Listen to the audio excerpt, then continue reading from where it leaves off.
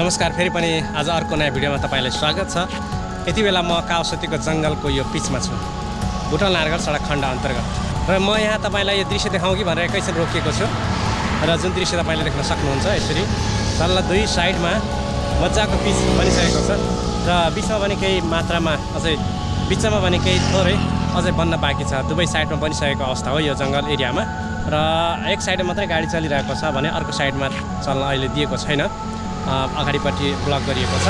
र म यही अर्को साइडमा छु र दोस्रो साइडमा तपाईले देख्न सक्नुहुन्छ गाडीहरू चलिरहेका छन्। र यसरी यो पछिल्लो अवस्था हो, बर्खायाम छँदैछ। त्यही पनि आज भने घाम लागेको दिन र धुलो उडिरहेको अवस्था छ। पानी परे नि नपरे नि धुलो उडेकै उडै छ। यस्तो सडक छ र तपाईले यहाँ गाडी पनि देख्न सक्नुहुन्छ।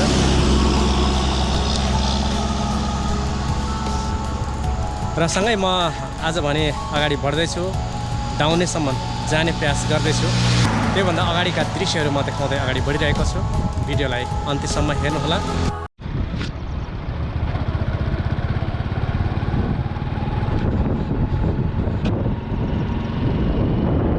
यति बेला म प्रगति नगरको दृश्य देखाइरहेको छु। प्रगति नगरमा प्रगति के भएको छ त, सडक यस्तै छ भनेर जमानादेखि छोडेको छ, केही भएकै छैन। के गर्दैछन् त्यो?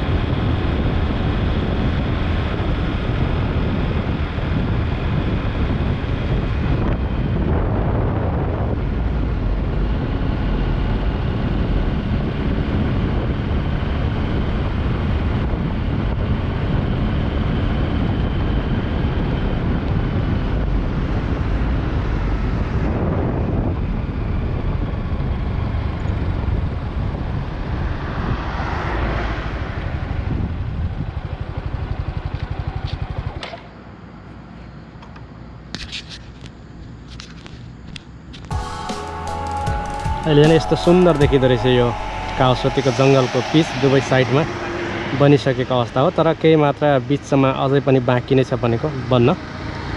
र तपाईँले देख्न सक्नुहुन्छ एकदम हरियाली बिचमा ठ्याक्कै बिचमा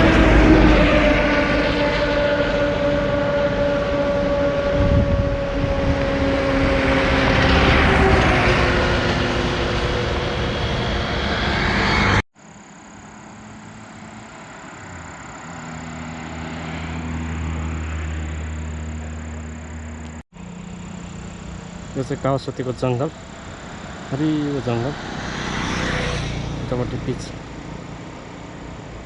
अनुसार निकै हरियाली छ। बिच भागमा यसरी दुवै साइडमा पिच बनिसकेको छ र बिच भागमा यो बिच भागमा घाँस उम्रिसकेको छ र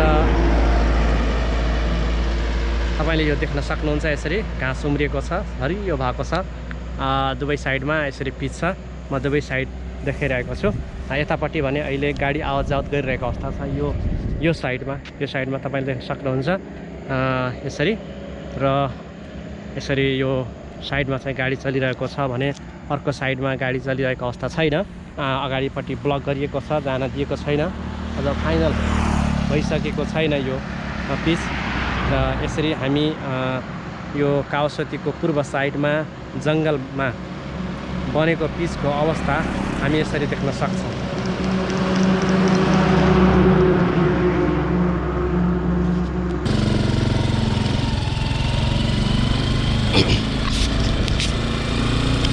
यो कावासोतीको जङ्गलको पिच प्रगति नगर क्रस गरिसकेपछि, प्रगति नगर पार गरिसकेपछि कावासोतीको जङ्गल आउँछ र जुन जङ्गलमा यसरी दुवै साइडमा पिच बनिसकेको अवस्था हामी देख्न सक्छौँ र सर पिचमा गुड्न पनि सक्छौँ। र जुन दृश्य म तपाईँलाई देखाइरहेको छु, अब यसपछि कावासोती बजार आइपुग्नेछु र कावासोतीको बजारको अवस्था पनि देखाउँछु। यहाँनिर थोरै भने बनेको छैन।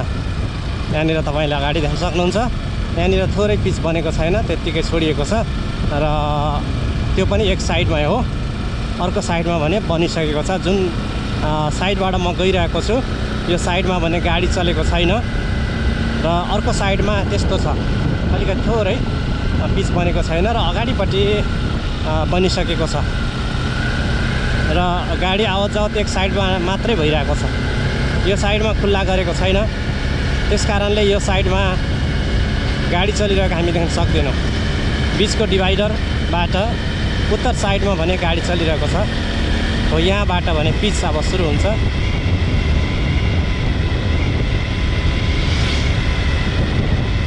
आज खासै घाम लागेको छैन, शीतल छ, बादल लागेको छ, पानी पर्ला जस्तो भएको छ, तर पनि धुलो उडिरहेको छ।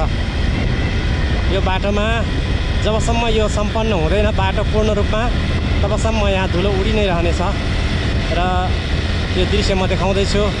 अब केही अगाडि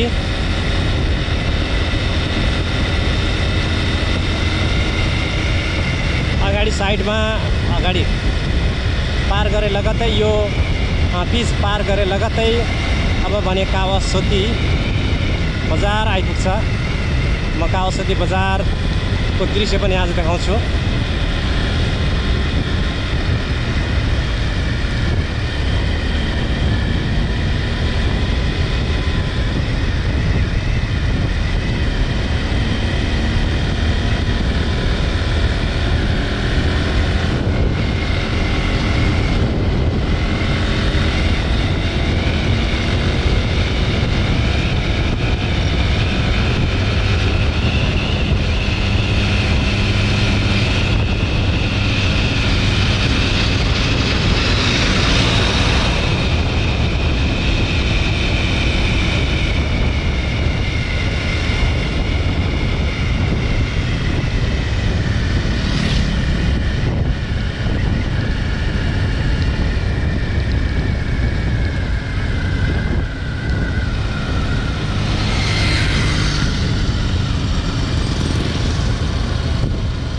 यहाँनिर पिच सकिन्छ र यसरी ब्लक गरिएको छ। यो बाटो पुरै छोडिएको छैन र अब यताबाट यसरी चाहिँ सानो बाटोबाट गोरेटो बाटोबाट जानुपर्ने हुन्छ। अब यो काउसोटी आउँदैछ